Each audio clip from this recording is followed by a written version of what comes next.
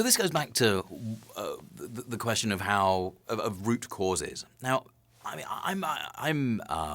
I'm very keen to as I say, to learn about ways in which we can address the root causes of poverty. And when I was a graduate student, I was offered the opportunity to intern for and work for the World Bank. And I was given the opportunity to examine a range of classified World Bank documents to see how the World Bank was talking about poverty, about the ways that it was tackling the poor. And I thought, well, I'll do that. I mean, classified documents, an insight into one of the world's largest organizations designed to tackle poverty. I'll do that. Now, it turns out that the examination of these documents wasn't going to be a critical examination of these documents. Instead, it turned out that those documents were used to create basically a sort of puff piece called "Voices of the Poor. Can Anyone Hear Us?" Now, I mean, it's important to get a sense of what the World Bank does and how it operates. And if you don't know anything about the World Bank, I have a small contribution to the world of pedagogy, and it relies on a metaphor that comes from the Terry Gilliam film Time Bandits. Now, if you don't know about Time Bandits is a film about disgruntled former employees of God. Now, the story is that God built the world in 6 days, so it was a rush job. And God couldn't do it all by himself. He had help. But he treats his labor very badly. And so they run off with a map of the universe and with its imperfections. And they use the holes in the universe to rob people. And so in one scene, they rob Napoleon. And they jump through a hole in time with all Napoleon's stuff. And they end up in Sherwood Forest, where they're met by Robin Hood, who's played by John Cleese as a sort of upper-class twit. He's wearing a sort of bright green hat, and he calls himself Hood. And Hood's very excited by all Napoleon stuff, and he says, "Well, this is tremendous. Well, thank you very much indeed. What can I say? The poor will love this. Have you met the poor? The charming people. Of course, they don't have 2 pennies to rub together, but that's because they're poor." And there's a scene where Napoleon's stuff is given away to the poor, and the poor are brought, and bring on the poor, and Hood works the line, and he's sort of, "Gilded mirror for you. Yes, how long have you been poor? Jolly good. And congratulations, rubies for you." And right next to him is this big hulking bloke who takes whatever Hood has given and punches the poor person in the face. So that's kind of how the World Bank works. It's in the business of making these large loans, but it is also a bank, so it takes those loans back, and it punches. The punch in the face comes from the policies that this organization imposes on developing countries, policies that have, for example, in agriculture, led to a decimation of agriculture in, say, Africa. This is not me making this assessment. In fact, the World Bank a couple of years ago admitted that its policies had been a disaster in sub-Saharan Africa. Now, I say all this because there is this sort of need within the World Bank to have reassurance that what it's doing is right. A moment of saying, well, some of our best friends are poor people. Have you met the poor? We had lunch with them yesterday. They love us. And that's what I ended up doing. My job was to be part of a research team looking at these research reports on poverty, and the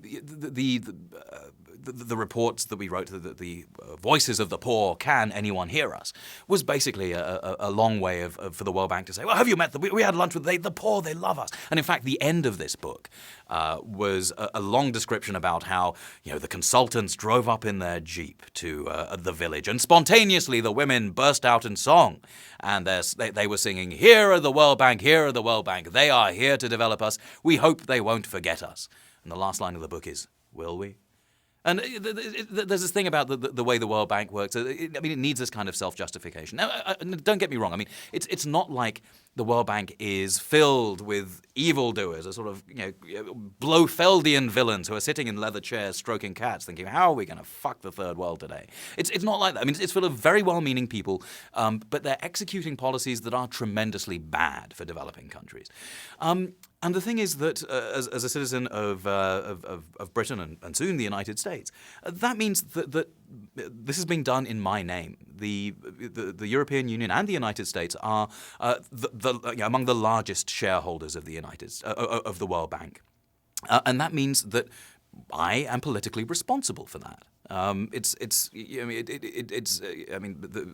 The World Bank policies are meant to be the expression of the democratic will of the people of Britain and the United States, and actually taking political responsibility for the damage that these organizations have caused when doing stuff in my name means that at some point you've got to get out there, and so I've protested the actions of the World Bank in a number of places, and I was lucky enough to be part of the World Trade Organization protest. So it's an affiliated, ideologically affiliated organization is the World Trade Organization, and the World Trade Organization protests in Seattle in 1999. I was one of thousands of organizers on the streets then, actually standing up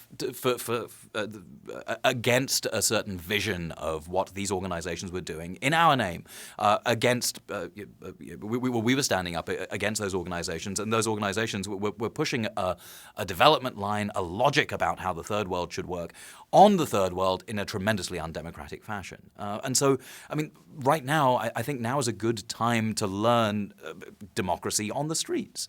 That may sound radical, but when Al Gore is saying that now's the time for direct action, and when every movement of social change in history has always been achieved not through a ballot box, but through people putting their bodies on the line. I think that in order for our democracy to survive and to flourish, taking action against the World Bank, but against institutions that operate in our name, that are doing unjust things, is the right thing for any citizen to do. And unfortunately, I've been tear gassed a couple of times. Never arrested though. I've always managed to avoid that. And I've always actually, every time I've been tear gassed, I was actually assembling legally. It was the police that was responsible for getting out of control. But these have been sort of experiences that I wouldn't necessarily wish on anyone. The tear gas part, but the demonstration part and the marching together part was amazing. And in fact, it was in Seattle in 1999. Where I first came across the sort of full spectrum of this organization called La Via Campesina, which is this international peasant movement of 150 million farmers, landless rural workers, and who have members in many countries, including the United States, in Canada, throughout Europe, and of course Africa, Latin America, and Asia. Those moments of learning on the street are, they are tremendous. They're a way of learning to be a citizen, learning to be a small d Democrat, in a way that our schools and our education system really haven't prepared us for. We're not taught to be citizens, and I think that sometimes protests can be a tremendous school for learning how to begin to take responsibility for ourselves.